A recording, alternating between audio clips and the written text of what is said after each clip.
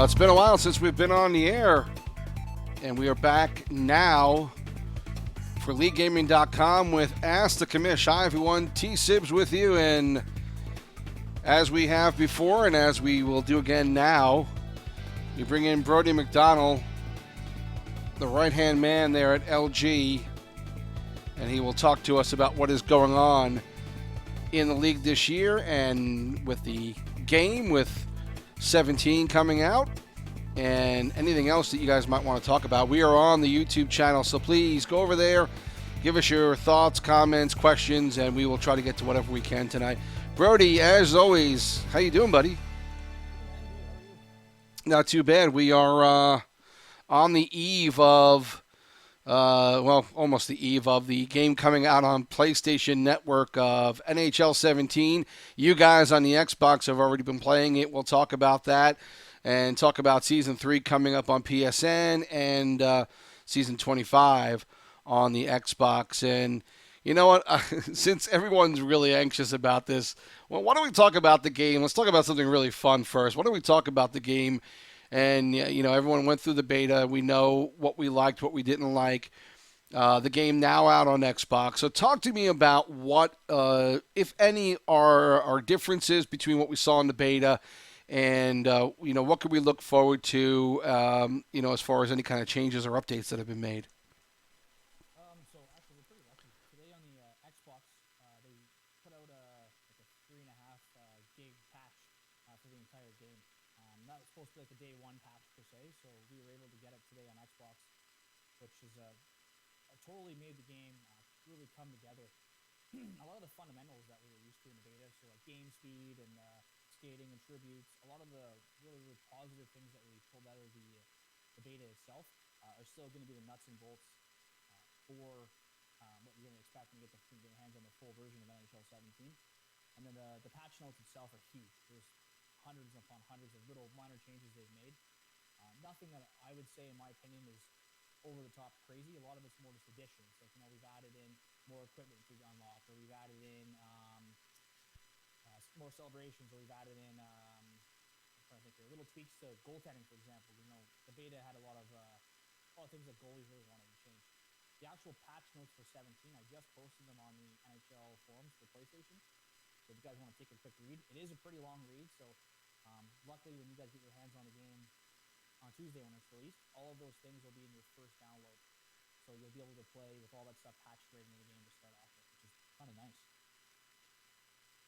Okay, so let me see if I got a little bit of a technical issue, apparently, and let me see what we can do to fix that.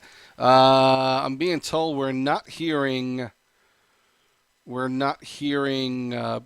Brodie. Is that the deal, guys? Let me, supposedly. I thought that this would still come through on the other side. So let me just take a look at this quickly. If they should be hearing me. Well, we'll figure that out here in a second. Oh, of course, guys are doing RIP now, so that's really nice. Yeah, let me see if anything here is going to change what's going on. Unfortunately, we got to do it right in the middle of the stream here because we are desperately trying to get this together. Folks, hang in there. Let me know if yeah, so I guess they're not hearing you. Give me 1 second here just to work out the technical issue. Sorry, folks, for what's going on here. We thought we had this all squared away, and unfortunately that hasn't been the case. We're going to, again, as always, like as we mentioned earlier, we're going to talk about you know, some of the changes that have gone on in the leagues and some of the rule changes, adaptions perhaps that have happened. We'll get to all that stuff hopefully very shortly here, but let me see. Let's see now. Why don't you talk to me for a sec, Brodie? Sure. You can obviously hear me, right? Yeah, so they can't hear. Okay, so 1 second here. Sorry. You know, this stuff kind of happens sometimes in the real in the real world of broadcasting. Not that often, but I've had it happen in games for me from time to time. So it's not something that is unusual, but it's happened once in a while. I don't think so. Let's see. I'm getting you. So the question is, why aren't they getting you? Uh, wow. So now you see failure on a live scale right now, everybody. Let's see. I don't know if that's going to make any difference. Uh, Talk to me, buddy. Yeah, I'm still here. All right. I'm looking in the chat box if anyone can All right. Yeah, see if they can hear me. I think we got you now because I think I finally fixed the issue. Boy, software is great when it works, and when it doesn't work, well, you know that as well as anybody does. It's a pain in the ass for sure. Yeah. So we're back now, folks. Hopefully, you're hearing everything fine here. Um, let's talk about 17. Let's go back to what we were talking about with 17 and what you guys have witnessed already on the Xbox side. Um, and what exactly it is that has changed since we had the beta. Let's talk about that again. So first and foremost, a lot of the positive feedback that we had from the beta in regards to skating, how the game felt in different modes and stuff, are all the core nuts and bolts that made the beta so good and so well received, are still there. There's been no major changes to attributes or game speed or anything along those lines. A lot of the things that have been added to the game in the recent patch update are things that are just additions. So they've added in more animations to make skating feel a little bit smoother, a little bit better. More animations and some tweaks to goaltending to fix the issues where you get stuck when you're down and the lateral movement that people have issues with. Then they continue just to add things that people wanted, right? There's third jerseys that had to be added to the game. There's a couple new unlockable equipment that had to be added to the game. It's just small things like that that overall just kind of really took what we had from the beta and just like kind of brought it back up, polished it, so now it's a really nice finished product. So we're expecting to see the same. Some of the same, operation as we saw in the beta, most of it, I guess. And I know one of the things some of the defensemen were complaining about was the proposed tie-ups that were going to be in this release, and I think some guys felt that wasn't really as active as they wanted it to be. Tell me if you have any information on what might have been changed there. Yeah, I think they changed the range in which you can engage those. They're not making it crazy so you can engage it in the neutral zone, but they made it a little bit more user friendly where you can actually utilize it a lot better. I know I've played probably 15, maybe 20 games in the last couple days, and I have noticed, especially on the back check, like I usually play on the wing. So on a back check, as I come in to be able to utilize the stick tie up for maybe a guy in a high slot is definitely a lot more effective and a lot more easy to utilize now since the patch update. So net battles definitely seem to have more of a factor. And they're still the same idea, right? Where they're not sticky per se, like we saw in previous Gen 3 games where you engage a guy and it kind of sucks two people out of the play. Right. They still give you the option to escape back out of a net battle, whether it be body or stick, which gives you options from there. So they definitely seem they have kind of fine-tuned it a little bit. It might need a little bit more. A little bit more tuning here and there based on what user opinions are. Like I've said, I don't play defense, so I don't really utilize it as much as perhaps the next guy would. But I do know in the situations that I've wanted to use it so far, it's been pretty effective utilizing the extended stick lift, for example.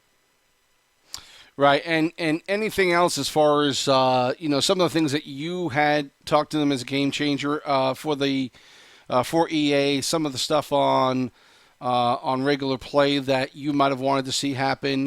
How do you feel about some of the suggestions that you made along the way, and how responsive EA was for you and for some of the other guys who contributed? I think that it's been pretty good. We have ongoing conversations that last hours upon hours on a daily basis in regards to what's considered fun, or what needs to tweak to make this better, or what does the community want as a whole. And there's a lot of different people who have different grains of thought, and there's a lot of us from there's a lot of the game changers have like their YouTube channel, so they have 70,000 followers, and then obviously me and the other guys who have LG as a community to talk to about competitive sixes hockey and what we want as a competitive group. So when we take all our ideas and we come down, we can really talk about things that we feel that make the game better and make it more, utilize it a lot better, right? So no, we see things like the between the legs, for example, that didn't work in the beta at all. Well, that's something that now works again. We talk about penalties, like goalie interference or delay or goals that were called back due to goalie interference. We talk a lot about that, how there was lacking in the beta per se. Well, those are things that through feedback and through examples and videos and through just playing with of things that we had issues with, we were able to correct prior to the full version being released to the public. So as far as the overall play on Xbox side, and obviously that's where you've been playing it, and that's where a lot of guys are obviously getting, a lot of work on it right now. Talk to me about the reaction that you're getting from the players that you've played with and how they feel everything has come out with this new release. The general consensus, obviously, is the game still plays really fun as like it did for the beta. I know a couple people, and I was like this too. After the first couple games, you kind of feel like the speed isn't the same as what it was in the beta. I don't think that's the case at all. I know I've talked to EA and I talked to the gameplay producer himself and just said, does anything tweak that kind of made the game go slower? And nothing was changed at all in regards to actual attributes of game speed. There was new animations added in Force Skating, that has made skating a lot more smooth. But in that sense, it may give a little bit perception that the game speed isn't as fast as what it was in the beta. But after the patch today, I got about 5 or 6 pretty good games in today, and the speed was definitely there again. The other thing too is, I think most people prior to the beta being released, we were playing a lot of NHL 16. If you go from that NHL 16 gameplay right into 17, the change is noticeably different. I know myself, I was limited in the first round in Game 7 on the Xbox side, and I literally haven't touched 16 since. I played one game probably 3 weeks in because I was done with the gameplay and wanted to change, and I'm working on another league thing. So I don't notice that same jump in speed that I did right away in the beta, but I think a lot of it has to do with what I'm used to. And since I haven't played NHL 16 in so long, I don't think I was really used to that slower game speed. So when I came back into 17, it didn't appear as fast as what it was. Place for it, obviously, because I was stick lifting. And I found that if I get myself into a situation where I'm holding the A button, anticipating an extended stick lift, if I don't actually end up engaging, if I hold it long enough when I actually release the A button, it goes past that threshold where it's no longer going to be a stick lift. So I have no animation whatsoever, which is kind of that nice balance too. So you don't have to worry about, well, if I screw this net battle up, is it going to cost my team a penalty? So it kind of takes away that positive new game feature because of a negative experience for your team based on penalties. So I have noticed that's been tweaked a little bit, which makes it a lot better. With net battles making a return for NHL 17, and we haven't seen the ability to engage in front of the net since NHL 14, 15 on Gen 3. I do think it's going to be a work in progress. I like where it is right now. I don't feel like it's very far off from being where it really needs to be. Personally, I like it, but like I said, from the position that I play in and stuff, I'm not really one to say to really comment heavily on this because I don't play defense, right? So I think once we get some of our really experienced defenders in there who utilize net battles in previous games and were effective with it, once they get their hands on it and we get some feedback from them that can go right to EA, we may see some minor tweaks. But I do feel that the feature in right now is decent. It's going to be effective, and I think it's only going to get better once it gets out into the wild and we get to actually play and get hands-on it a little bit more. And so, I mean, just general overall consensus. Is everyone happy with what they're seeing so far? Or are they clamoring about? I mean, obviously, people have something to bitch about, but are they pretty happy with it so far at this point? I think so. I haven't really heard anything crazy negative. Seems like the legouts for club, that was an issue. That seems to be all but settled. A lot of guys that had major issues in the beta are having no issues right now at all.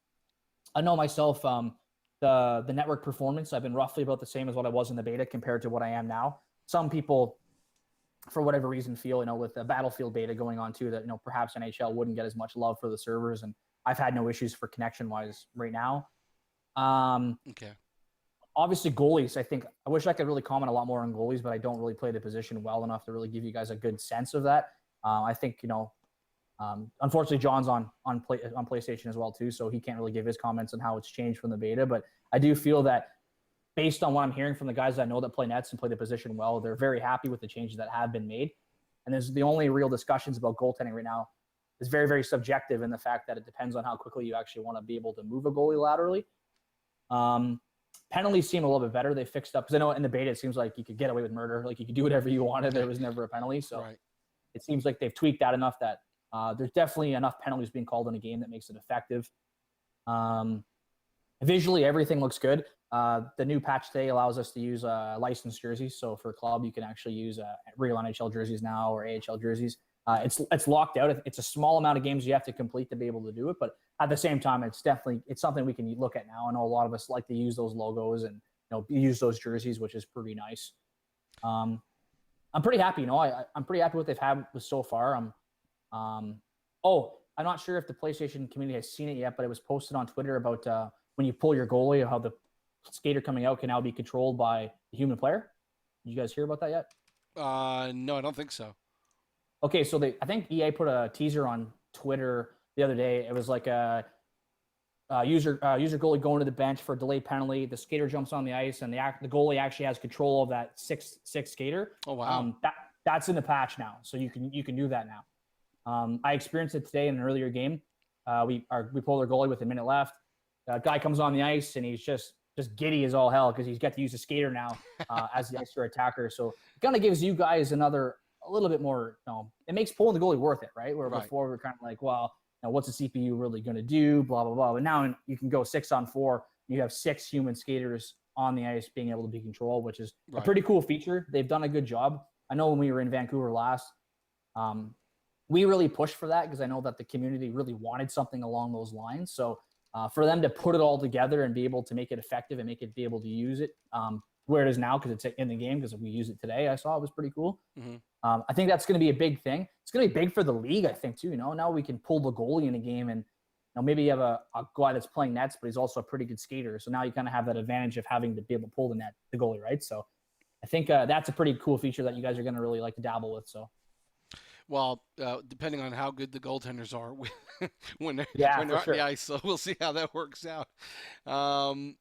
And so at this point, when we started the league in October, basically, how you talked a little bit about the jerseys and all this. So how is that going to work out as far as whatever the whatever the ruling is going to be as far as how we use the different options in the new game? Is this going to be club that we play these games out of? Is it going to be drop-in? Again, this is everything everyone's been asking about. So what does LG anticipate that we're going to be doing as far as setting up a game, for instance, in any league, really?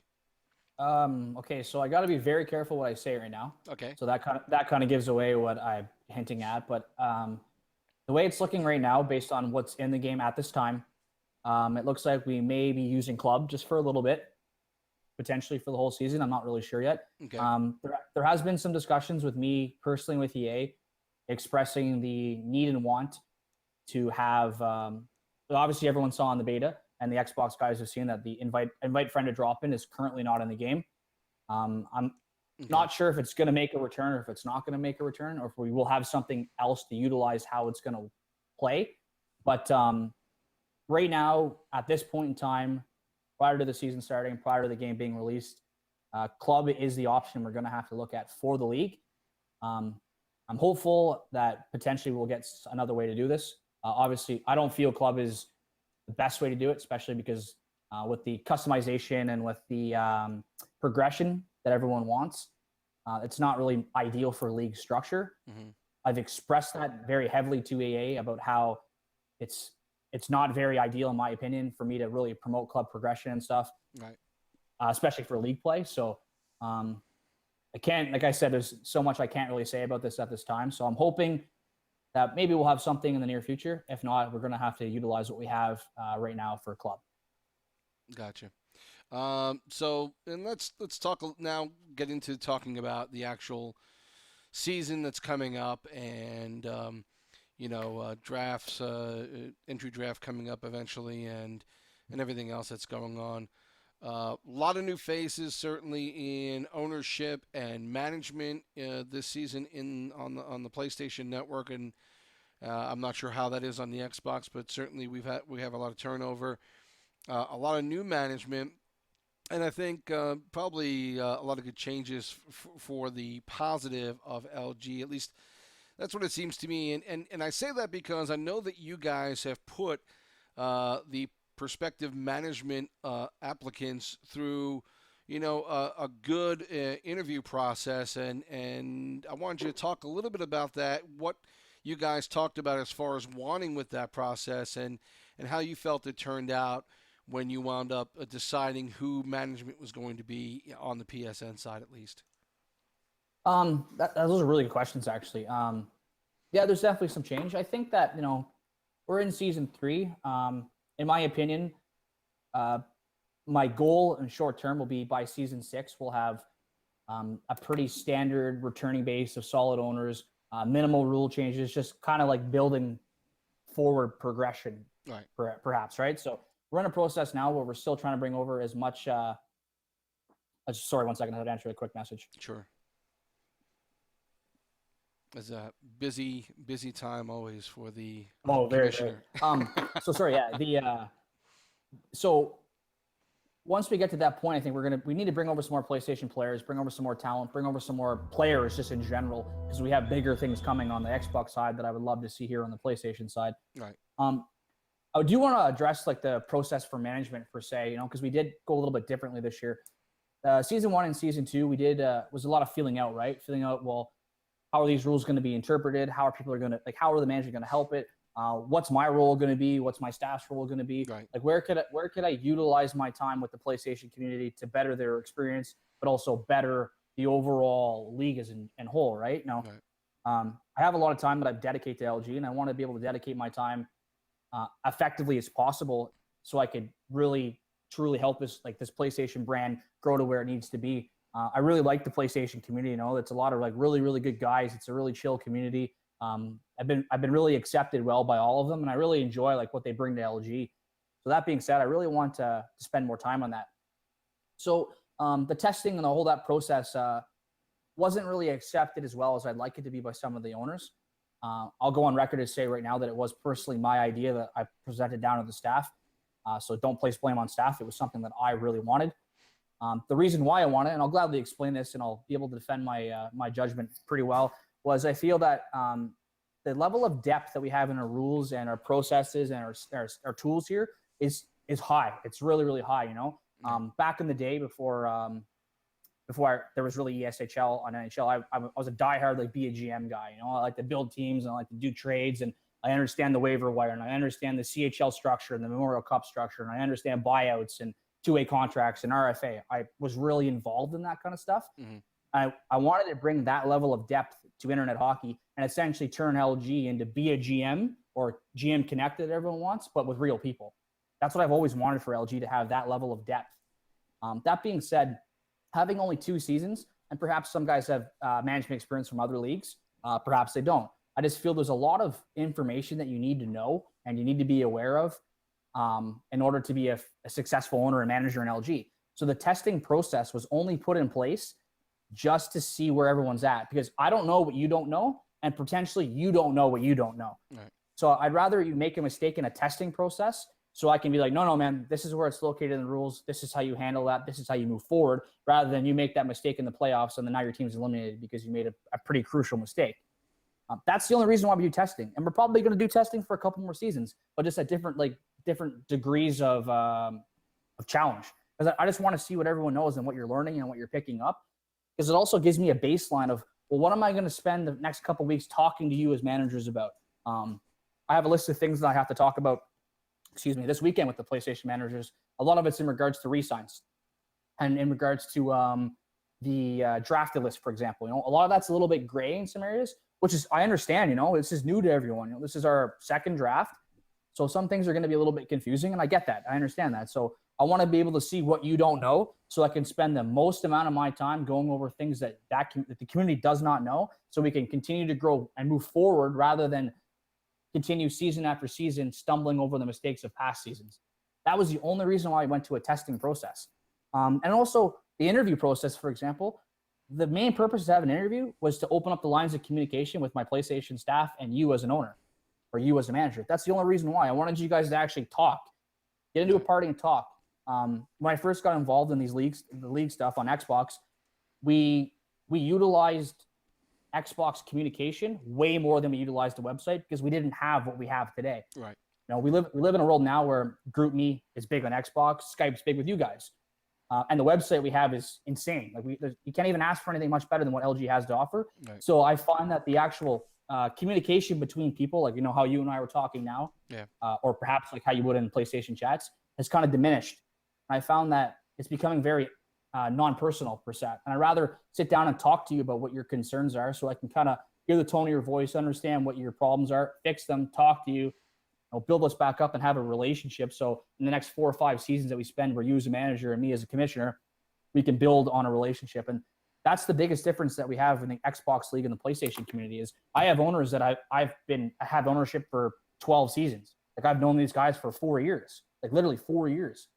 And that makes a big difference, because they know that, I'm not out to get you. I'm not out to fuck you. I'm not out to pull a championship away from you because of a mistake. I'm just here to try to enforce the rules equally to everyone and make sure that you all are on the same playing field and try to give you all the same opportunity to be successful. And that was the reason why we went to the process we went to this year. Well, I think I'm going to speak for myself, and I probably am going to speak for the majority of the league out there. I think season 2 was certainly a success, but a lot more players, a lot more teams, and just by sheer numbers, you're going to have a lot more issues because of that. And I think it, while it brought in a lot of great players, it does bring in some guys who just don't get it, who want to throw a lot of bravado out there and not care more about themselves and what they're doing in the league as opposed to the league. And I think the idea is that I think a lot of guys, we look at what's going on in, you watch sometimes on ESPN or some of these other, G4s or whatever, and you see these competitions for different games that are going on, these championships that they get into a hotel, and they get into the conference center and they have these big competitions. And I'm assuming at some point we want to get, we want to head in that direction more and more. And I think some of the guys that we've seen play in this league, obviously, they're in it for themselves. They don't care enough about LG and about the community to get it done. And so I think having this process that you did for the management, I think it weeded out some of those guys that we saw during the year who were just problems. And I'm hoping that in the long run, that'll also send a signal to everybody else as, hey, if you want to screw around, there are other leagues out there. You can go mess around in them and not give a shit about what everyone else is trying to do here. But there are people who do want this to grow, who do want it to become bigger, and want this to be a tremendous success. And I think as far as management is concerned, that's where it starts. And I think the fact that you guys put that process in is at least getting that going, where we're starting out with a base of people who seemingly are, responsible, decent guys who want to have fun but want to put a good team together. And I think that's kind of what's happened with that process. And I don't know if that's what you feel you've gotten out of it as well, but I think a lot of players feel like, yes, we've got a lot of good guys in management now, not a bunch of children, guys who do want to do this the right way and still want to win but have fun. For sure. I think that the community aspect of what we do here is above and beyond everything else. It's you guys as a PlayStation hockey community are a big part of it, right? So I know myself, prior to me being involved in league structure, I played a lot of sixes hockey, and you always see the big sixes guys. You play against them, you know each other, you hate each other, but once you join communities like this, it really brings everyone together and it gives you options. The Pro Series brand that we offer on LG, I think is a great thing. I think that Nuge and Frost and the guys involved with that are doing a very, very good thing, bringing that competitive brand up. There's 3 different types of people in LG, right? There's guys like you and I that put the league above everything else, dedicate and donate as much of our personal time as we can to make it a better experience. There's guys that ride the fence. They're not sure if they want to do a lot for the league or not. That can be wishy-washy. Sure. And there's guys that are just 3 games a week, show up, play hockey. Maybe they're about themselves. Maybe they want to win a scoring title. But there's a different place. There's a place for every one of those people here on LG, right? Mm-hmm. Depending on what level and how much of the Kool-Aid you want to drink per se. It really there's a home for everyone. I think that the community aspect is one of the biggest things. You can really bring everyone together and enjoy it. And then when you do a simulation league hockey, like I'm Canadian, I grew up, I live north of Ottawa. I remember I was 19 years old and I wasn't going to the NHL, and I remember saying to my mom, like Like, what am I going to do with the rest of my life? Like, I spent the last 19 years trying to play hockey, and I don't know what to do. So having to be playing video game hockey for a lot of people gives you that opportunity to be a online celebrity, you know, or superstar, and I'm okay with that. That's why we went with the our slogan and everything for the league, is because we want you to showcase your career, your virtual career, because we feel that that's big to some people.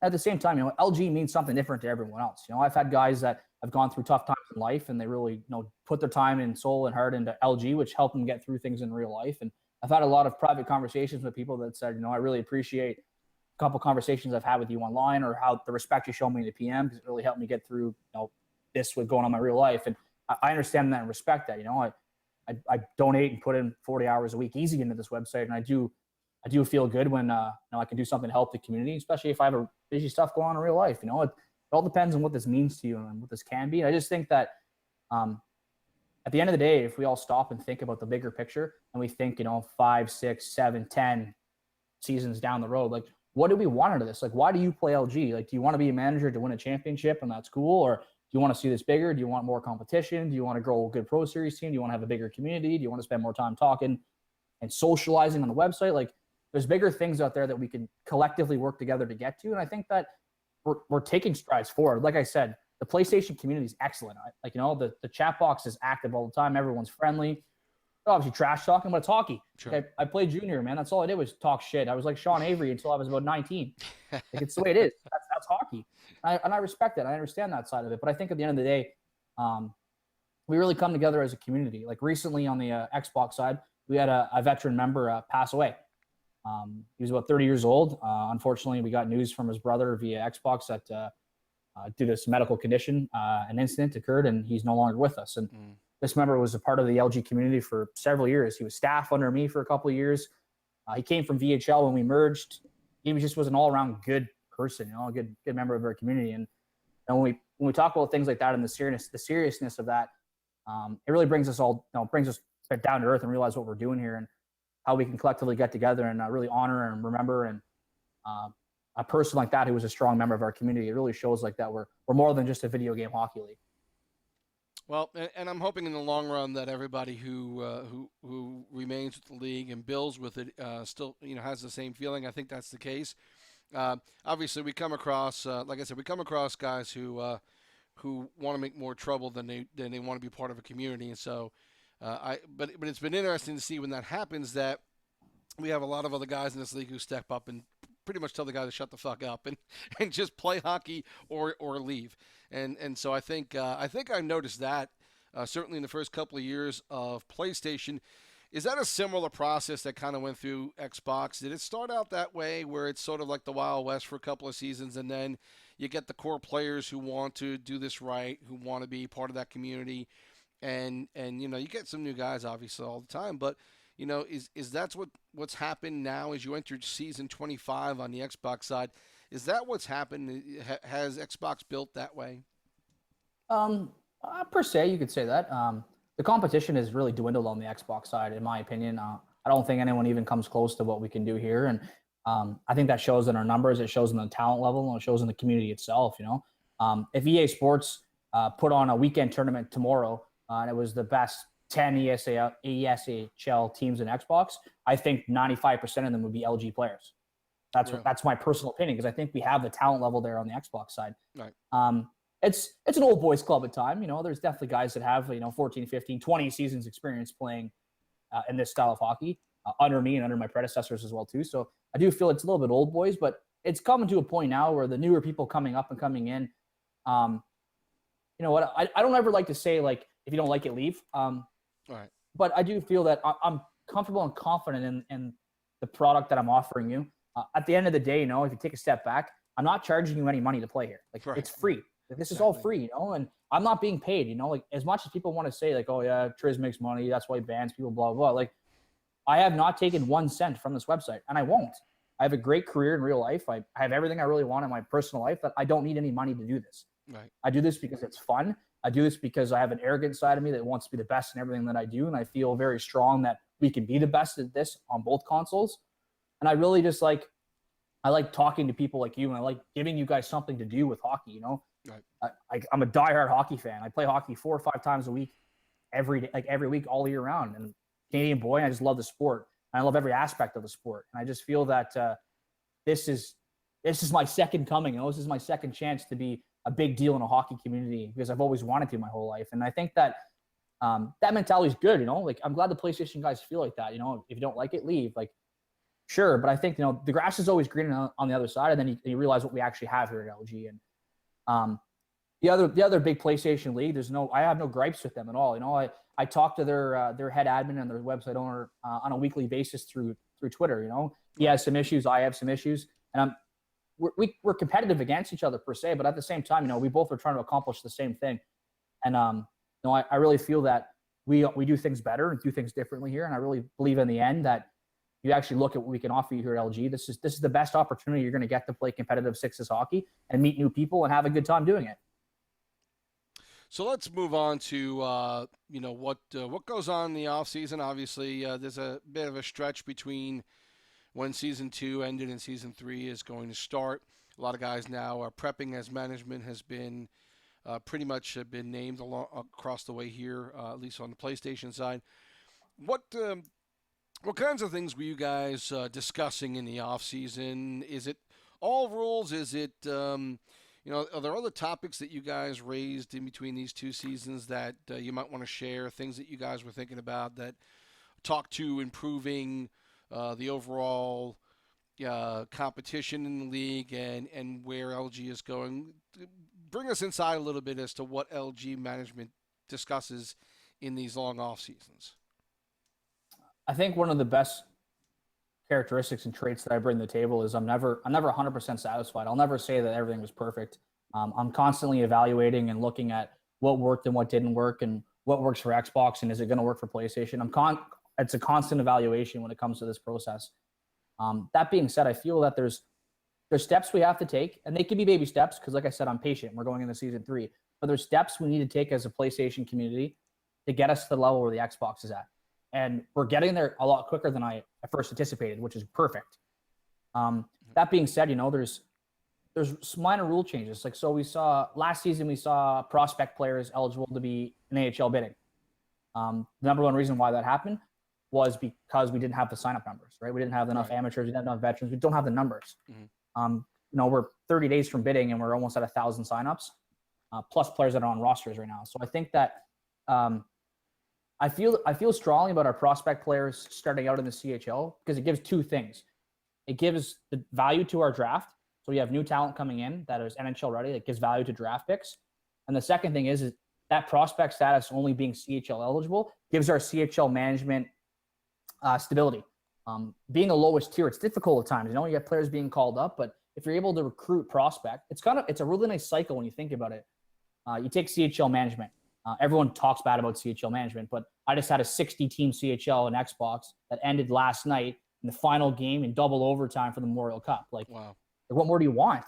It's the coolest level of hockey you could play, and it was very competitive. And it's the number 1 media right now on Xbox is my CHL. It's amazing. So that being said, PlayStation. So take CHL management. You're a brand new guy. You bring in 5 or 6 of your buddies. They're all prospects. They go to CHL bidding. You pick them up in CHL bidding. Now they're on your team. Now you guys can grow together as you progress through the player rankings to get up into the NHL level. It makes the CHL a lot more of a tighter community, but it gives you stability that you need. Once we can expand and get a bigger CHL and implement more rules and just more players, there's things that I'm going to add along the way that are going to continue to give the CHL stability, and then we're going to separate them and bring in the ECHL. Is what we're doing for Xbox, right? So those are things that that's steps I want to take to get to it. But when you think about it, the CHL is where the stability has to start, and we're only going to grow from the bottom up. You're hitting on the CHL, and so I want to stop you there because, again, we came out of season 1, a lot of extra players on the training camp rosters, and so obviously even in season 1, guys were like, "Hey, can we do this? Can we get the CHL running?" Got it running up for season 2. A lot of interest in it. So let's talk about the success or any issues with the CHL overall. How did you feel that expansion went? And what are you aiming towards with you talked a little bit about what you're trying to do next with the CHL, but let's just get your opinion about how that went in season 2 for PSN. It's my third crack at like growing a CHL. It took me eight really solid seasons at Xbox to get where I wanted it to be a full 60 team, and it's going to be maybe a little bit more for PlayStation. The CHL is always going to have its growing pains, right? And everyone coming into CHL management right off the bat just has to understand one thing: you're the lowest tier, and your players potentially can be called up. Right. But if you look at the rules and you understand the system properly, it's a give and take. So the give is I will give you players that cannot be called up ever. They're called prospects. The take is you have to recruit them. And then it's a great cycle for all of us because you're bringing in new talent and new players to LG, which makes us as a league way bigger, way stronger, way better. Right. And the player and the communities has to understand that there's only 30 NHL teams, 17 players, 510 guys per league. There's only 30 AHL teams, right. 17 player rosters, 510 players. Once we exceed 1,020 players, you're not playing at those levels. I'm sorry, you're not. We don't have enough teams. I can't go to 40 team rosters and you're playing 60 games a week. Like, it doesn't work. Right. Like, we have this system in place, and it gets to a cap. The cream's always going to rise up, and the good players are always going to make their way up. But it doesn't mean the CHL is less of a value than the AHL or NHL. It's just a different tier. Mm-hmm. And as you progress, like I've seen several guys progress. Like there was a player 3 seasons ago, he won the scoring title, Memorial Cup in PlayStation, and CHL. Drafted like 3rd overall. Now he's like top 10 in NHL scoring every season. So if you're good, you're going to make your way up. I've seen guys 3 or 4 seasons CHL management, jump to AHL management, 4 or 5 seasons AHL management, jump to NHL management. And that it takes time. You can't build Rome overnight. And I think our players need to understand that if you want to be a part of our community and you want to play hockey in LG, you may have to do a stint in the CHL. You may have to play a couple seasons just to get games played. Right. And like I said, it's the Xbox League is getting very good right now in a sense that it's very, very tier oriented. So I have a lot of guys that are like, I'm only playing the NHL, everything else sucks. I have guys that are AHL, like I'll never play in the NHL even though I'm good enough. I love the AHL. And I have a lot of guys now going, I love the CHL. I'm part of the media team. This is a lot of fun. These are my friends. This is where I want to be. So I'm getting very, very specific groups, even to the point now where me and Triz talked, and I was like, should we allow them to pick what league they want to sign up for? Like, should you be allowed to sign up just for the AHL? And I've never gotten to that point before, which is pretty neat to think about, right? So that's where the PlayStation League has to go. That's the direction the community has to go. And that's the direction that we, as a whole, we have to understand the process. We have to understand that we're just a tiered system. And the CHL isn't worse than the AHL or isn't worse than the NHL. It's a different tiered system. So if you're at a skill level where you're bubble AHL, so you're almost there, almost not there. Right. Go to the CHL, take a team, manage a team. Get some experience. You're going to be a top tier CHL player. Go win a championship. A championship is great to win, regardless of what level it's at. Enjoy it. Get experience and work your way up slowly to the AHL. And then if your goal is to go to the NHL, go to the NHL over time. And that's the system we have to really drill into everyone's head, and everyone has to understand, I think. And once we get there, it'll be great. Because once this season starts, if we have training camps that are like 90 players again, if I don't get enough managers to step up to take CHL management, I'm sorry, but there's nothing I can do. If we don't want people to step up to the plate and say, I want to run a CHL team, we're going to run into situations where players are not going to be able to play. And I'll be blunt and honest, it sucks. I hate it. But that's how I grew the Xbox CHL. I told them, if you want to play, take a team. Take a team, run a team, bring friends in, enjoy it. Right. And over time, they either got really good, moved up, or they got really happy and really comfortable and stayed. So it's a win-win situation. You just have to give the CHL a chance. They can't just throw it under the bus because it's the 3rd tier. And I think that we have to do that as a community. Yeah, I think there are 2 things that I was always a bit surprised, even from season 1. My feeling was, do you really care? Yeah, maybe you like wearing the NHL jersey, but does it really matter what level you play at? Because, you're playing a bunch of guys who play this game, and with the league just starting out, with the first couple of seasons, chances are you're going to be playing a lot of good talent no matter what level you're at. And I think the NHL has become more about a style than it is about talent. And so there's a different style of play, and guys in PSN will tell you this. There's a different style of play in NHL than there is in AHL. Same thing in CHL. Watched a few games last year in the CHL, including playoffs, And let me tell you, it is a fun, fast-paced type of game that goes up and down the ice, and it is really enjoyable to watch. So, you know, the if there's any idea that you are playing in the CHL, meaning you're not as good as the other leagues, that's just far-fetched. There's no reason to even think that that's the case if you're in that league. And so I think what you're saying is true, and I think what you make is a great point. And I never thought of this, but yeah, if you want to play, there's an opportunity for you to be management, take a team, and start out and make your mark. And I think a lot of guys in the CHL actually started doing that, and there's plenty of room for that to keep on happening. I think in this league. Well, if you think about it this way, I had the opportunity to give out 60 CHL GM positions or owner positions. 60. Right. Yep. 17 team rosters, no position lock. That's 1,020 players on active CHL rosters. Right. The CHL as its own is the size of the NHL and the AHL combined. Like, just keep that in mind. No one ever thinks about that. Like, I can give double the league capacity right now an opportunity to play. I just need people to take CHL management.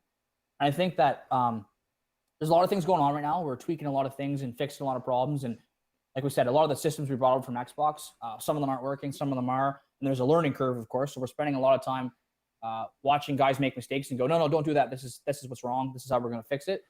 But I think in the really, really soon, we're going to start seeing a push. And the push is going to be, we need CHL managers. We need you guys to step up and start somewhere. Just try it. Give it a try. We'll spend time with you. And the staff is great. Love them or hate them.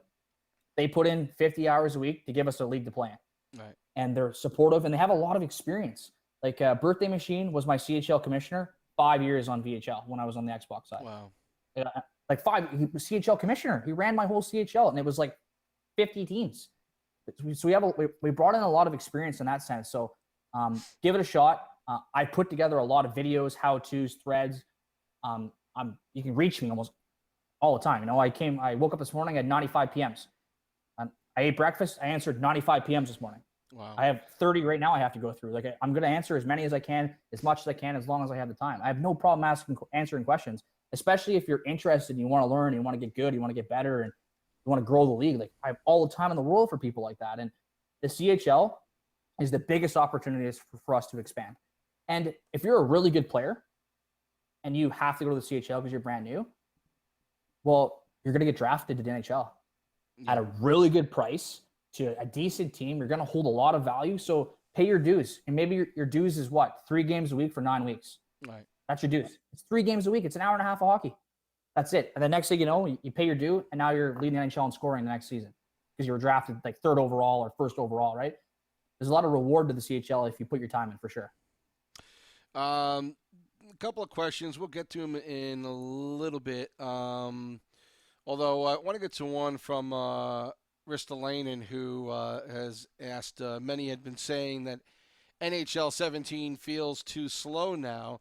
Does EA plan to balance the speed of the game? Are you seeing that on the Xbox side? So kind of like what I said earlier, the first couple of games I played pre-patch, I felt a little bit slower myself. But when I thought about it and I started to play a little bit more, I did notice that it wasn't really slow. I just think that I haven't played 16 in a month. I hate the game. I thought it was bad. It just was frustrating to play. So I turned it off and stopped playing. Right. When the beta came out, we were all like, Xbox was in like the last couple weeks of the season, and PlayStation was heavy in the playoffs. So everyone's playing, everyone's warming up, everyone wants to go. They dropped the beta. Well, you play like 20 games of 16 in a day, and you jump to 17. Yeah. Like, it's fast. It's really fast. But PlayStation hasn't been on the ice in a month. Mm-hmm. Xbox hasn't been on. Well, half the league hasn't been on in about a month. So we have nothing to compare it to. Right. You know what I mean? And if you're out playing Battlefield, you're out playing a shooter, but that's a faster paced game. Potentially, NHL doesn't feel the same. I can go on record, 100% say right now, speed, acceleration, agility, game speed has not been touched from the beta to right now. Hasn't been changed. So people want to say it feels slower, and you know what? I felt that way too, 100%. After a couple of games, I was talking to Ben Ross. He's the producer for gameplay. I'm like, Ben, what did you do to skating? And he's like, nothing, Brodie. I'm like, okay, so the attributes are the same, 100% there. I'm like, well, what did you do to skating? We added in a few cross-cutting animations to make it smoother. That's it. Okay, cool. After the patch today, it feels faster. So is it in my head? probably. Yeah. But the game speed itself, faster than 17. Puck pickups, better than 17. Passing, better than 17. Shooting, better than 16. All those things are way better. Right. The game plays way better than 16. So does it feel slower now? Maybe. The game's not even out yet, So maybe a month from now, EA goes, 95% of the community feels the game's too slow. So maybe they make a small tweak so it feels faster. But right now, it's faster than 16, and it's not any slower than what the beta is. Let's get back to the before we take another question or two. Let's get back to the basic discussion about what has gone on in the off season. Let's talk about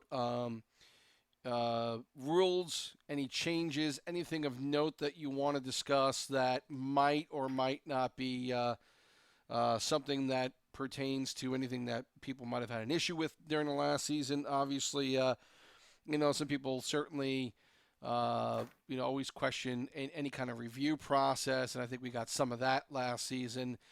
But I think the league, in my opinion, from what the explanations were that you guys gave for some of the decisions that were made, a couple playoff games that had some questionable calls that were reviewed and were made public as to why that was done.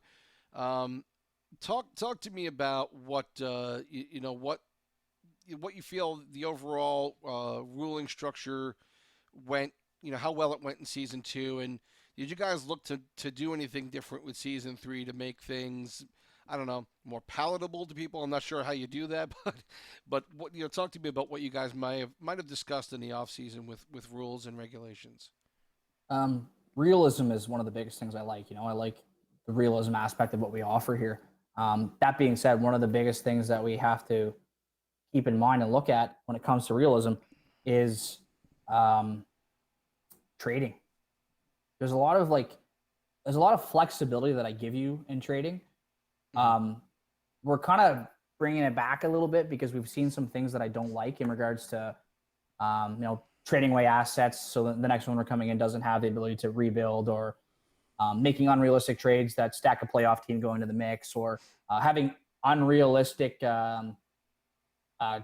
stipulations for a trade in the trade notes. Like, those are things that we kind of have to bring back.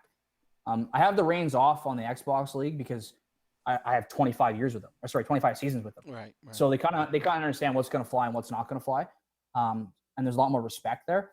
I think that I'm not saying the PlayStation is disrespectful in that sense. I just think it's inexperienced. And I don't mean inexperienced in a negative way. And I'm not saying that to put anyone down. I'm just saying I just don't think anyone really fully understands what is good and like what's okay and what's not okay, We have owners that step into an ownership position. By week 5, they know 100% they're not coming back at the end of the year. So maybe they make some questionable moves that, kind of ruin the integrity of the entire trade system, and they kind of shift the balance of the playoff teams. We're going to keep a tighter look on that this year. We don't want, it's very subjective, and I understand that, and I don't want to put my staff in a situation where the community is going to scream bias. But at the same time, it's at a point now where the balance between one team winning a trade and one team giving away everyone for nothing it's a very, very thin line, right? And I understand that, but that's a line that we're going to try to keep an eye on this season, just to make sure that nothing crazy happens. It's hard to give away the worst team in the league last year. It's hard to give them to a brand new owner when they don't even have a draft pick. Right. And with the PlayStation community being a strong community, and it's building from the bottom up, those draft picks have a lot more value now because those are good players you can get at good contracts. Right. Or the Xbox League, a lot of the talent's already playing, so the draft isn't nearly as strong as what it is on the PlayStation side. And I think that those are the things we're watching. And it's just like the things that are unrealistic, like, I'll trade you player A for this, but I want him back next season. No, that would never happen in the real NHL. That's not realistic. Or trading draft picks from 4 seasons down the road. No, how do I know you're going to be an owner in 4 seasons down the road? Right. There's a lot of things that kind of come into the mix. People want to talk about re-signs and trading re-signs and all that stuff. And I'm okay with that in a sense, because if you look at the re-sign structure, you kind of have 3 options when it comes to your re-signs. Each team's given 2. You can re-sign a player for an increase of a salary on a 1-year contract. You can keep your re-signs, not use them. And then once bidding's complete, you gain 2 extra contract years to use on your players that you want in bidding. And the third option is you can trade for a player, re-sign that player, trade that player back to the original team for future assets. So, you trade for me, you re-sign me. Now you want to flip me back to the team I came from, and you're going to get a first-round draft pick, or you're going to get 2 third-line players. And in your opinion, that's equal value because you weren't going to utilize that re-sign yourself. I don't have a problem with that. You're an owner. I trust you. I selected you. I interviewed you. If you feel that that's the best move for your franchise, have at her. So there is freedom in certain things. I want you guys to make decisions and build teams. But the problem is I don't want people to make decisions and not have to see the decision all the way through. And that's what happens when it comes to trading is, week 6 rolls around, my team sucks, we're out of the playoffs. My players are quitting. I'm just going to dump my players and say, screw it for the rest of the season. Well, that's the wrong attitude to have. And we're not going to allow you to do it anymore. And unfortunately, in the world of the internet, there's no real way to hold people accountable for those things. But and the bigger picture, and I'm not singling people out, and I'm not going to take a shot at anyone's integrity, but in the bigger picture, for what we're trying to accomplish here as a league, to be a competitive hockey league, these are things we have to put in place. And it's nothing personal. It's not against anyone, but we have to do this to maintain a competitive league. Right. Yeah, and I think that was kind of what I was talking about a little bit earlier, with being able to get those kind of guys in there who won't do that. And I think it's a weeding out process a little bit. Let's see, a couple of questions. John Madden's asking, why are punishments in the league so harsh? Not sure how to address that, although I kind of understand what he's getting at. I think only because I think, from reactions that I see, I believe people do think that some of them can be pretty stiff. Again, as far as I'm concerned, I don't know if I've ever seen anybody who got a punishment who, when the information was revealed, it seemed outrageous that they were suspended or blacklisted or whatever. Talk to me generally about the whole punishment system. We'll say punishment system, but how do you guys feel about what the rules are in place now, as far as guys getting suspended for a season or two, getting knocked out of the chat box for a few months? I mean, talk to me about how you guys have come about and how that's progressed over time. In my opinion, I think that the judicial process can be as black and white as we need it to be. In some situations, I'm reluctant to give out public information as to why,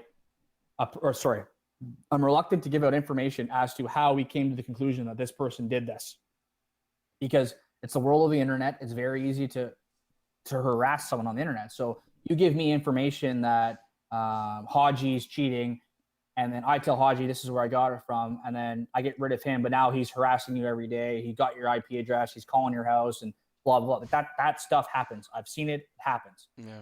I have a lot of experience doing this. If you break it down, there's like league bans, league suspensions, and then there's website infractions. Those are the 3 big ones we'll talk about, right? So We'll talk about suspensions. The rule book is public. And as much as people hate it when the BOG sends you a link to the rule book or a quote from the Constitution, it's public. Yeah. There's nothing you can hide behind. You can see at the very bottom, if I edit it mid-season, you can see that I did it. So you can see that it hasn't changed from day 1 to day 0. It hasn't changed. That stuff's at your fingertips. If you want to know, okay, well, what happens if my lines are late? And you give me, send me a PM and say, Brodie, man, you know what?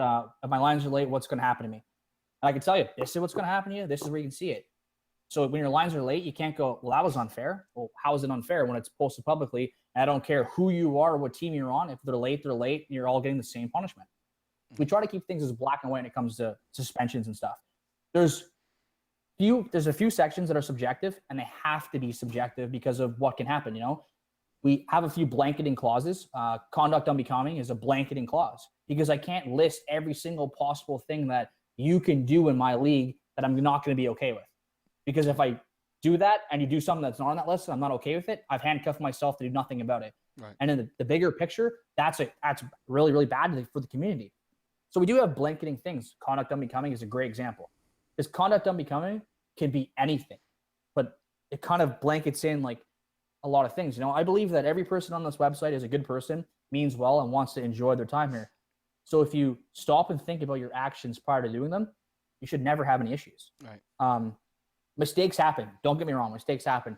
And to see games getting overturned because of ineligible players or that kind of stuff, it sucks. But those rules are in place because people abused that system before to get an advantage and won. So we have to keep everyone on the same playing field when it comes to your roster, to who plays, playing restrictions. It has to be that way. The playoff rules are a good example when it comes to scheduling. It's set up that way to maintain a competitive atmosphere. And if you understand how to schedule within those limitations, it becomes really fun. It becomes a chess match. And if you don't understand, you should be messaging me every hour until you understand, because I will spend as much time as you need to make you understand. I'll talk to you on Skype. I'll make you a video. I'll draw you a fucking picture. Like, I just want you, I want everyone to understand, right? And those things are important, Right. but it's not personal. Like, do I like being at the end of the day typing on the website like, game 7's overturned because they use an ineligible player? No, it sucks. I hate it. It feels bad. It tastes bad in my mouth. It's bad for the league. It sucks. But do I have to do it? Yes, I do. It has to be fair, because no one can have an advantage over someone else, and that's what makes this a competitive league. And everything's in degrees when it comes to league suspension, so it's no real surprise. Right. Talk about league bans. You know what? No one likes to be banned from the league. I get it, but at the same time, it's standard. You quit the league, 2-season ban. Right. I don't care why. Okay, everything's black and white. It's 2-season ban, automatic, boom. But the appeal process. So when it comes to bans, I have not actually clicked ban user, remove from league from any player in probably like 5 years, because I don't do it anymore. The only league bans I issue are for multiple accounts, right? Because they're a website issue, right? So if you get removed from the league tomorrow because you quit, and say you quit because you had a personal reason, like with your family, right? And that's why you walked away from the league. When you file an appeal for the league, that appeal comes directly to me, and I review the case. So there's a lot of situations where the BOG make the right decision. Every ban, black and white, 2 seasons, no questions asked. But there's situations where people run into issues in life that have to step away, and they come to me, they talk to me. We have an adult conversation. I feel respected. They're respected, and I say, you know what? That's a valid reason. Here's your appeal. Welcome back. I'm not going to be an asshole to people for this, and I'm not going to get walked on either. So if people want to lie and make excuses up, you're not coming back. I'm sorry. Right. Not just to keep everyone fair. And then 3-season bans we keep for multiple accounts and all that stuff. So it's pretty black and white. And then you want to get into conduct issues and stuff. Like, you want to talk about the chat box. You want to talk about multiple accounts. Those are all the biggie ones that are very subjective. I could say something that offends people, blah, blah, blah. Doing this as long as I've been doing this, there's people on this website that are homosexuals. Like, they are. So when you drop, homosexual slurs in the chat box, those people are offended. Sure. And it deters them from using our website. Yeah. Like, you don't have to like it. You don't have to think, but it's the truth.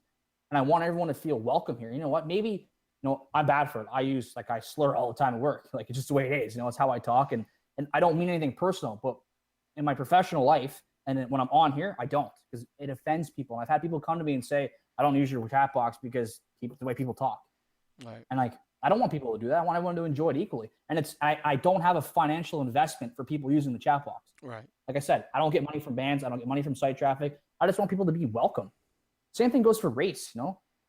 There's different races and religions on our website. So when you drop slurs, even though they're not meant to be malicious, people get offended. And it's the world we live in now, unfortunately. So those things, they have to be zero tolerance. I'm sorry, they have to be. Right.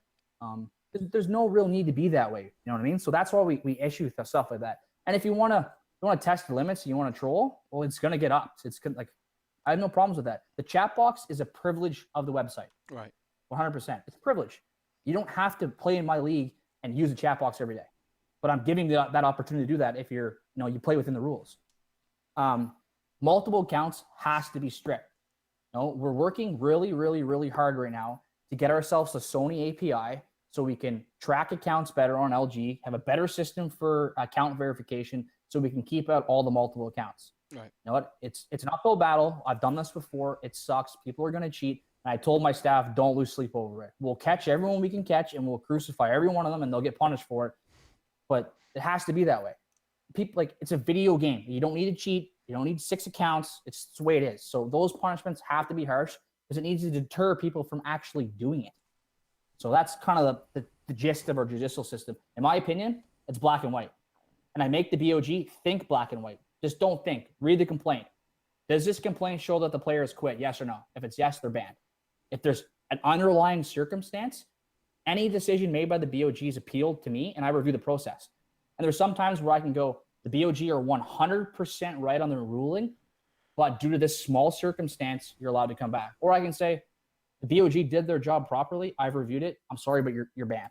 Right. So that's what we have to look at it that way. It's things only become gray is if you make them gray. Things can be just as black and white as we want them to be to keep the system as simple as possible here. So, some of the other things, a couple of other minimal questions, but I did promise Major Hockey Fan 123, who stuck with me through all the technical issues. And thank you for helping out and staying by, and apologize to everyone for all that. He has a question about can people who bought Platinum in LG get that black outline in their text in the chat box again, or is that done?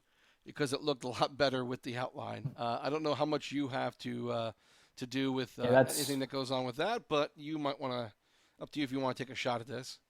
Yeah, no, for sure. That's a really good question because it kind of touches on something that everyone needs to hear from me. Anything techie, like if it's like that's techie, right? Or if a website system doesn't work properly or you're having issues, blah, blah, blah. Those questions have to go to Triz via PM. There is somewhere in the admin section where I probably can change that, but it's been so long since I've done it on the new system, I don't actually remember how to do it. Technical website issues have to go to him immediately.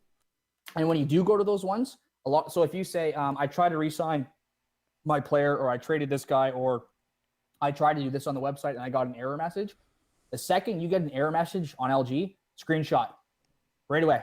Gotcha. Take that screenshot, send it to Triz in the PM. Like, this happened. How do I fix it? Because then it's like, boom, this is how it's fixed. That was a site error. This is corrected. Here you go. Thanks. And he's quick. Like, he's very, very quick at fixing things. Yeah. And he's meticulous, man. He hates errors. He hates mistakes. He wants everything to be perfect. So if you have questions like that, write to him. So for that question, I believe it can happen. I just don't know how to do it. So he would be your man to go to. Send him that PM and he'll be able to help you probably within the next 24 hours. Stefano Fazzari asked, how many owners are you seeing if you are reviewing yet for the CHL? And he was talking about the PSN. Are we still reviewing ownerships in the CHL at this point? I believe so. I have a meeting tomorrow with staff in regards to the progression of the CHL. They're still going through that selection process as well too. Like I said, we're in pretty deep with some site errors and some draft issues, and obviously NHL biddings first, drafts first, AHL bidding. So we're kind of progressively working our way down, but it gets to a point where we have to pay attention to the CHL and give it the love it needs to get it going. So we're getting to that point right now where we're almost done getting the NHL where they need to be prepared for the draft and prepared for bidding. So it's going to be very soon. We'll be discussing CHL selections and the direction for the CHL, and it's giving you guys more information on kind of what we want to do with the CHL moving forward. So soon, very, very soon. Right. Yeah, I just asked this, Stefano. So hopefully you were listening. That's they're working on it. Not send me a PM. Yeah, I think he was just asking to answer his question, but we just got to it. So, Perfect. I think we're getting to the end here. I have no other questions to ask, but let's do a quick overview question, which is obviously we talked a while ago about season 1 going into season 2, what we were expecting, and how things wound up turning out. I assume, season 2 was as much of what you expected on the PSN side, maybe more. How did it all work out? And, what kind of lead-in has it been going into season 3? Do you feel like, everything's progressing nicely on the PSN side? I think we're definitely taking steps in the right direction, and we keep moving forward, which is good. My biggest thing is communication. I like to communicate. I answer questions as quickly as I can. Communication has been one of the biggest things I've been putting on my staff's shoulders. I said that they need to be better communicators and really help everyone grow and be better at that position. That's one of the reasons why we brought Sloshy in as a BOG. He has some pretty deep ties to the PlayStation community. And I think that's really going to help bridge the gap between people who are standoffish with staff and people who aren't. I made myself as available as possible to owners and AHL management so far via Skype and via PM, and I found it's been pretty good. Guys who have questions come to me. I give them answers. It's no bitching and complaining, no arguing. It's just, here's your question, here's your answer, good to go. Need anything else, let me know. Like, it's been pretty good so far. There's still a little bit hard feelings towards staff at times, which I think it needs to go to the wayside. The dedication these guys put in is insane. Right. We have to be mindful of the fact that, just because we have to say no. Like, your role is to run a team, manage a team, be competitive, win a championship. Our role is to take a set of rules, enforce them equally among all of you, and ensure that you guys have a set limitations to play within. It doesn't mean if I say no that I'm an asshole and I hate you and I'm doing this just to you. Like, this is the way it is. This is the way it has to be. This is why. So I'm trying to get my staff to be more proactive in saying, not just saying no, but saying, no, this is why. I've been doing that a lot myself lately too, is no, this is why, kind of giving everyone an explanation. So you don't have to agree with me. You don't have to at all. But at the end of the day, you have to accept that this is the direction and this is the way LG handles that situation. And that's all I ask for. And if you want to change it in the off season, by all means, send me a suggestion. Don't just come to me and say, I hate this sucks, with no suggestion. But if you take the time to put something together that is a good suggestion, we can talk about it. Based on my experience, perhaps I've already dealt with that situation before, and I can explain to you why we didn't go the direction that you would like us to, or perhaps it's a brand new idea that adds value to our league. I'm one person, and the PlayStation community last year was 2,800 players. So obviously the minds of 28 could definitely come up with things that I've never thought of before within my 16, 17 seasons experience. Do have one more question, and I'm not sure. I asked Cool Cat to clarify this, but if a prospect is taken in the draft, yes, but did not play his right amount of games, yes, what's the status for said player? Okay, I'll give you the whole lowdown of players' scripts, player status script, because I literally did this today with Tris. So right now, how it's set up, I'll start from the beginning. Veteran players are 24 games. I know it says 27 in the rules. It's got to change. It will be changed for this season. So it's 24 games. We dropped it slightly down to get more veterans in the PlayStation League. Right. So 24 games at the NHL level gives you veteran status. Pretty cut and dry. Right. Nothing changes. Amateur status. If you have 10 NHL, in between 10 and 27 NHL games, if you have above 10 AHL games, or you have above 15 CHL games, it's your amateur status. Okay. Or if you're drafted. So if you have 4 CHL games and you get drafted, you become an amateur. That's in the script. Right. Okay? I think everyone's with me still. So even too, if you're a CHL player and you CU ECU 10 times in the AHL, okay, and you don't get drafted, now you're an amateur, you go to NHL bidding. That's another scenario people don't really think about. And then prospects are any player that is brand new to LG, that has not played yet, or has not yet played that 15 game mark and has not yet been drafted as a prospect player. Okay. Keep in mind that our players from the Xbox side coming over do carry their status with them. So you may see a guy come over that's never played PlayStation, but he's got 75 games NHL on the Xbox. I'm not sure if everyone knew that part, so that is an interesting. And it's funny we were talking about this today because I actually was rereading all of that, and the fact that the prospects are the only ones who are in the entry draft, correct? 100%, yeah. So how the entry draft script works is it looks at, so we're in season 3. Right. So the entry draft script looks at 2 situations. One, were you a prospect in season 2? Yes or no? It doesn't matter if you're a prospect with 1 game, no games, or a prospect with 90 games. Were you a prospect in season 2? Yes or no? Mm-hmm. If it's yes, the second thing it looks at is, are you signed up for NHL season 3? Yes or no? If both those conditions are met, you will be in the draft list. If you actually are watching us live right now, if you go to the NHL chat box, below it you'll see a little tab, and I believe it's white. It says Season 3 NHL Draft, Entry Draft.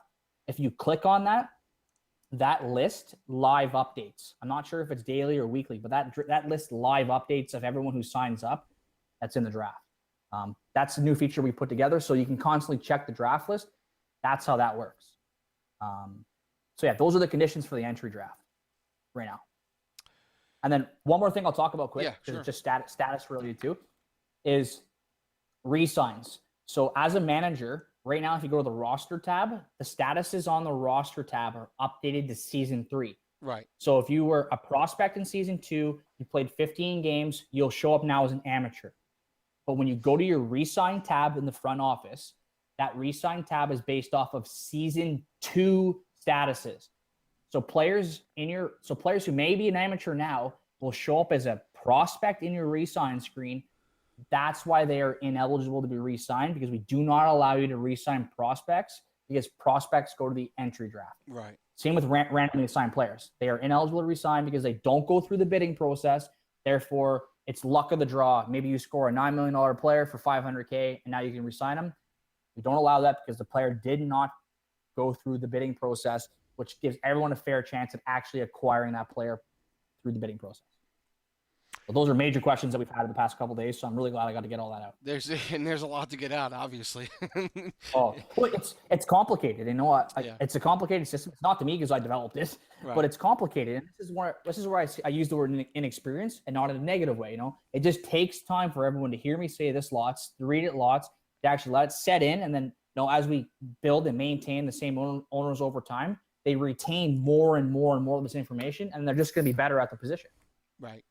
Another question regarding the Xbox side: do they plan to recruit more Bogs or staff, or is there plenty staff returning? Everyone on my Xbox staff except for one is returning. But that being said, I've got major stuff coming down with the ECHL, so I will probably be looking for a couple extra hands on the Xbox side moving into season 25. All right, and that's where we are as far as questions are concerned. Again, can't thank you enough for spending time with us tonight. Any final thoughts as we are heading into NHL 17, obviously on the PSN side, coming out Tuesday night, and a lot of guys. I got into this last year, well, the beginning of this year, basically beginning of January. So the transition I wasn't there for from 15 to 16. Mm-hmm. So, and that obviously was a very different game, but I think it seems like from 16 to 17, it's an incredibly different game. And I'm kind of anticipating that there are a lot of guys who have a certain style or two that are going to have to adjust. And I don't know if we really went through that from 15 to 16 because I wasn't there for it. But is this sort of what happens when we come from release to release? I'll touch on this a little bit because I've been playing ESHL since 09 when it was released. So early Gen 3 games, so 09, 10, 11, 12, 13's the oddball, and we'll say 14, 15 because they're the same game. That style of hockey was more, if you're a hockey player like me and you skate, you've played real hockey, you could use the term unrealistic a little bit. Right. Because you were able to puck protect differently, and it was more of a how quick you hit buttons and move the puck around, blah, blah, blah. That's right. The type of hockey it was. I'm not saying that's good or bad. Personally, if you watch some of the highlight videos from NHL 14 Pro Series, it's beautiful hockey to watch when good teams are playing. Like, it's incredible. Last time I was in Vancouver, Nuge had a really awesome video, like highlight reel of like his Never Unlucky team. They went like, I don't know, 106-1 or something crazy in Pro Series. He put the highlight reel video up. It was about 18 minutes, and we watched it with the developers from EA, and they were like, some of their guys are new. They were kind of like, "You guys did that like 3 games ago?" And Nuge was like, "Yeah, that's how we played." And like the guys from EA were like, "How the fuck do you play our game like that?" Like, they had no idea we could even do that. Like, it was pretty cool. What most people don't understand, and everyone's quick to throw EA under the bus, which is, no, I understand you're paying good money for the game, so have at it. When you jumped to next gen, they rebuilt the game. They had to because they couldn't use Gen 3 stuff. NHL 15 on the Xbox One and the PlayStation 4 sucked. It was poor gameplay. It was choppy. You couldn't receive a pass. It was minimal animations. There was a lot of problems with it. And it had no ESHL. So PlayStation would have had to stay on the PlayStation 3. And our Xbox League here, we stayed on the Xbox 360, which was a huge letdown. When you jump 15 to 16, they added ESHL, which was what we needed to play our games in our league. And they tweaked some things. So passing was better. Receptions were better. But overall, from what we've seen, 16 is too realistic, in my opinion. And I only say that because it gives a lot of realistic randomness what you see in real hockey, right? Like a puck bounce or like a missed shot, or it's all randomness. Like it seems like in NHL 16, you have to do A, B, C, and D right to have an 80% chance to score. Right. Which is kind of like real hockey, but in real hockey, you're playing a 20-minute real period where you're playing 6-7 shifts a period, where you're out there and you can physically control how you play based on your mental side of the game, right? Where in this game we're playing 4-minute periods. One mistake is crucial. So if you watch any like competitive games from 16, they're defensive battles. They're 2-1 games because that's all they could be. The Stanley Cup final on Xbox was 4-3 in like double or triple overtime. And like those were two really good teams. And when you watch that style of hockey, they were scared shitless to make a mistake, both sides. Right. And there was 12 excellent players on the ice. And that's what 16 kind of gave us, right? Right. And we've all played 16. We've all seen everyone says the EA moments, right? Like how the hell did that happen? The randomness, blah, blah, blah. 17 brings back the speed, which is huge. In my opinion, as you increase the game speed, obviously not to 99, but increase the game speed to where it's at, maybe slightly higher, you actually increase the amount of mistakes being made, and that differentiates the skill level between players.